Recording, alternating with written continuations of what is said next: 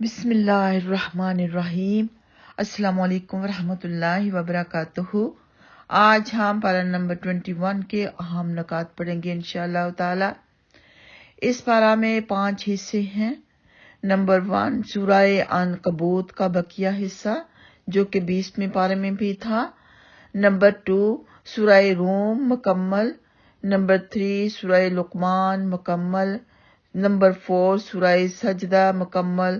Number 5 سورہ احزاب ابتدائی حصہ۔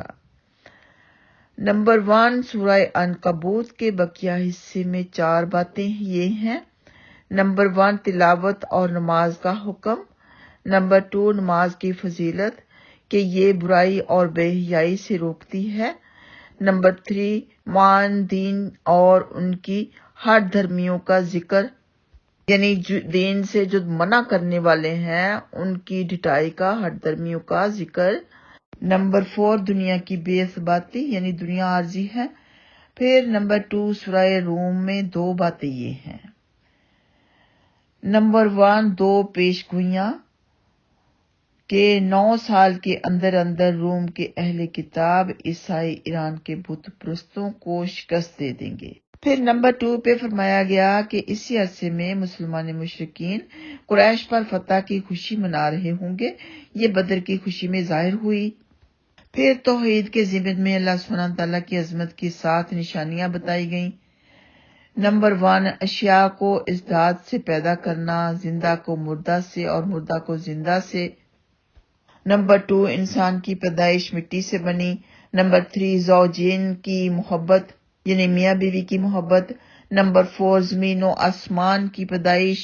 نمبر 5 رات اور دن کی نیند اور روزگار کی تلاش۔ نمبر 6 بجلی کی چمک، بارش اور اس سے غلے کی پیداوار۔ نمبر 7 زمین اور آسمان کا مستحکم نظام۔ پھر سورہ لقمان میں 3 باتیں یہ بتائی گئیں۔ نمبر 1 توحید، اللہ کی قدرت کے 4 دلائل بتائے گئے۔ نمبر 1 بغیر ستون کے آسمان۔ نمبر 2 مضبوط و محکم پہاڑ۔ نمبر 3 رینگنے والے مویشی اور حشرات۔ نمبر 5 برسنے والی بارش۔ پھر سورہ لقمان کی اپنے بیٹے کو 5 وصیتیں بتائی گئیں۔ کیا وصیتیں کی اس نے اپنے بیٹوں کو؟ نمبر 1 شرک نہ کرو۔ نمبر 4 اللہ سبحانہ تعالیٰ ہر چھوٹی بڑی چیز اور عمل کو آخرت میں سامنے لے آئیں گے۔ نمبر 5 نماز، امر بالمعروف نہی عن المنکر، آزمائش میں صبر۔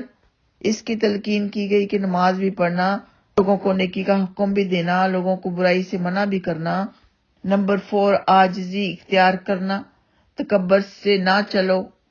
نمبر 5 معتدل چلو یعنی درمیانہ چلو، ہر عمل میں معتدلی کرو، مناسب آواز میں بات کرو، نہ بہت اونچی ہو نہ بہت چھوٹی ہو۔ پھر نمبر 3 پہ توحید کے ضمن میں یہ بتایا گیا کہ 5 چیزوں کا علم صرف اللہ سبحانہ تعالیٰ ہی کو ہے۔ نمبر 1 بارش کہاں اور کتنی برسے گی۔ نمبر 2 قیامت کب آئے گی۔ نمبر 3 پیٹ میں بچہ کن اوصاف کا حامل ہے۔ نمبر 4 موت کب اور کہاں آئے گی۔ نمبر 5 انسان کل کیا کرے گا۔ اس سورہ سجدہ میں 4 باتیں یہ بتائی گئیں۔ نمبر 1 قرآن کی عظمت۔ نمبر 2 توحید کہ آسمان و زمین کا خالق وہی ہے، ہر کام کی تدبیر وہی کرتا ہے۔ پانی کے ایک حقیر قطرے سے مختلف مراحل طے کرانے کے بعد انسان کو وجود بخشا، پھر اسے انتہائی پرکشش صورت اور مناسب قد و قامت والا بنایا۔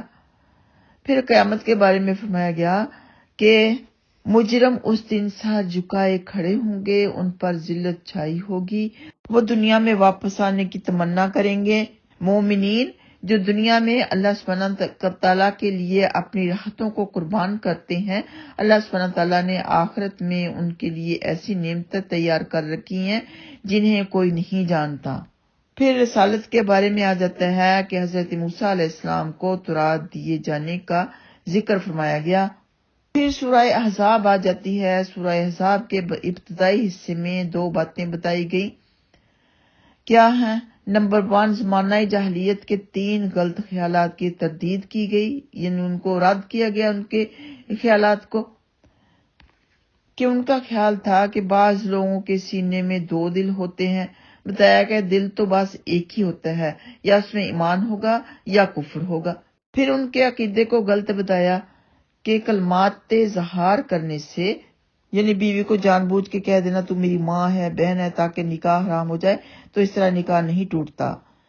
تو فرمایا کلمات اظہار کرنے سے بیوی ہمیشہ کے لیے حرام نہیں ہوتی، بلکہ کفارہ دینے سے حلال ہو جائے گی، اور کفارہ وہی ہوتا ہے جو قسم توڑنے کا ہوتا ہے. پھر یہ ہے کہ منہ بولا بیٹا شرعی احکام میں حقیقی بیٹے کی طرح نہیں ہوتا. ان کا عقیدہ تھا کہ حقیقی بیٹے کی طرح ہو جاتا ہے، لیکن وہاں بھی ممانعت بتائی گئی. پھر 2 غزووں یعنی 2 جنگوں، غزوہ احزاب اور غزوہ بنی قریظہ کا ذکر ہے.